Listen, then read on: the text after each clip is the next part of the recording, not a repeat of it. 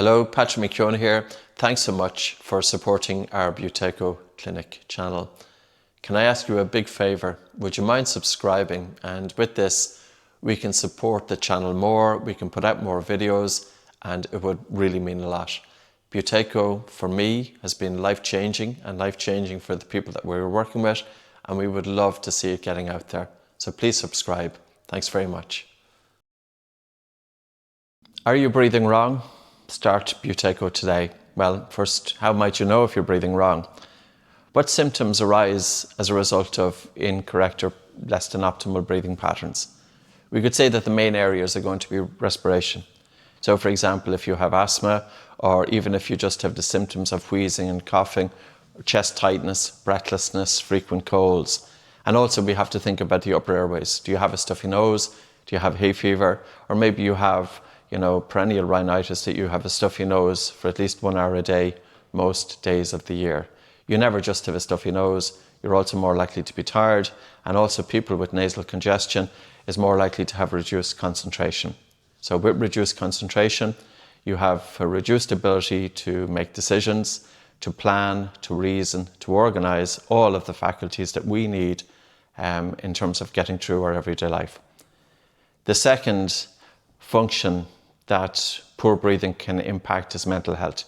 So I spent many years, my first 25 years of my life, whenever the thinking faculty came into being, but definitely when I was a teenager and into my early 20s, I was living in my head all the time. I was constantly lost in thinking. So I never considered having anxiety, but I would have had quite a degree of stress, which is very normal, with the pressures of getting through the school system, into university, into the corporate world, and more. I was living in my head, having poor energy, breathing through an open mouth, breathing fast and breathing shallow, and eliciting a stress response. If you breathe through an open mouth persistently during the day and during sleep, it has a negative impact on your mental health. Now, you can also have, of course, people who are genetically predisposed, people prone to panic disorder, agoraphobia, depression, anxiety, etc. Does breathing play a role there? And the answer is yes. If you can improve your sleep quality, and Buteyko is very much focused on improving sleep quality, because how you breathe during the day is going to influence how you breathe during your sleep. But also, Buteyko is about improving blood flow to the brain. It's about helping to quieten brain cell excitability. So if you bear in mind that the human brain consumes about 20% of our oxygen. So it's about 2% of the body weight, and for its weight, it consumes 10 times more oxygen than any other organ in the human body. So it's an organ that's very hungry for oxygen. And with that, we need to make sure that we can give it adequate blood flow and also adequate oxygenation. But it's not just about that, because the relationship with carbon dioxide. If you overbreathe, if you're breathing a bit faster and a bit harder, which is normal that we breathe that way in a stress response, and it's also normal that if we have poor breathing, we also breathe that way. So if we are breathing just a bit faster and harder, and or through an open mouth, and or shallow breathing, upper chest breathing, that in turn can get rid of too much carbon dioxide from the lungs and from the blood, and the loss of carbon dioxide will increase blood pH. When there's an increase in blood pH, there is increased brain cell excitability. So if we talk about rumination of the mind, that we have a habit of thinking, and quite simply, thinking is like an addiction. What's the definition of addiction? We cannot stop. But can we reduce our thought activity? Can we change and train our brain? But it's not just about focusing our attention onto the breath. You can focus your attention onto the breath, but if you're breathing fast, shallow, and upper chest and mouth breathing and poor sleep, you're still going to have rumination of the mind. Wouldn't it make more sense to actually improve your breathing patterns from a physiological point of view and help to bring a quietness to the mind, and then have observation of the breath and observation of the mind? In other words, bring in mindfulness after the suboptimal breathing pattern has been addressed. Why would you bring in mindfulness when the person has dysfunctional breathing? Because it's dysfunctional breathing that's going to keep them stuck in poor energy, likely exhaustion, and rumination of the mind.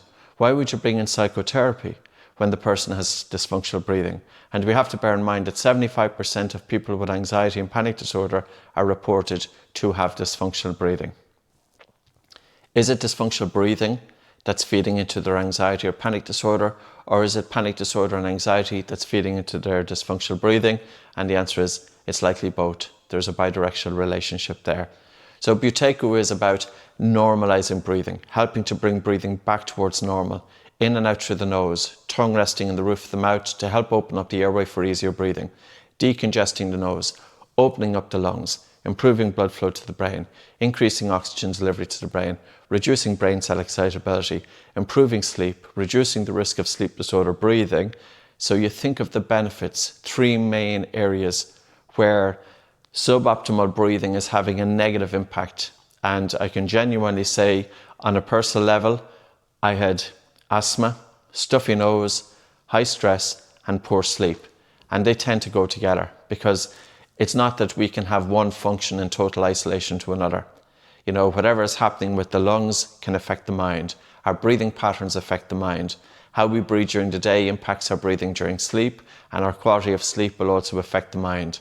So that's why we need to look at breathing from, you know, a wider angle or a greater perspective and ask, you know, if we're practicing a breathing technique, what should we be practicing? Well, first of all, how are we breathing in the first instance? You know, how well are we breathing? And based on that, what exercise should you practice? Well, what I would say for an adult, try the controlled pause, simple breath hold measurement, and see how you get on. And your objective is to get a minimum of 25 seconds and a goal of 40 seconds, but don't let the goal put you off. Just start with getting towards 25 seconds. Every 5-second increase in the controlled pause, you will feel better. And if you have a low control pause measurement, in other words, that your breath hold time is quite low, it does indicate that your breathing is less than optimal. And less than optimal breathing is going to feed into those three main areas. Your respiratory health, so if you have asthma, and if you want to really improve your asthma, do the Buteyko method. If you have poor sleep, and you really want to improve your poor sleep, do the Buteyko method. And if you have mental health issues, or if you just have high stress, if you have racing mind, if you have rumination of the mind, do the Buteyko method. Measure your control pause. You can also complete an online questionnaire. You'll find it called an I-Megan questionnaire. Or you might also get another one called the Self-Evaluation of Breathing questionnaire. And there's different questionnaires online, but even just to start with those, and you'll get a sense of how you breathe. But let's keep it simple. Are you breathing through an open mouth during rest, during physical exercise, during sleep? Why not switch to nasal breathing? If you have a stuffy nose, use the Buteyko method to decongest your nose. If you find that you're breathing high in the upper chest and you're feeling that you're not getting enough air and that you're breathing relatively fast and there's no natural pause at the end of exhalation, you know, that's when the Buteyko technique comes in. It's not just about the biomechanics of breathing. We have to look at the biochemical dimension of breathing. We have to look at what's driving your breathing, and we have to address that. So, yes, depends on how you breathe, but think about the Buteyko method.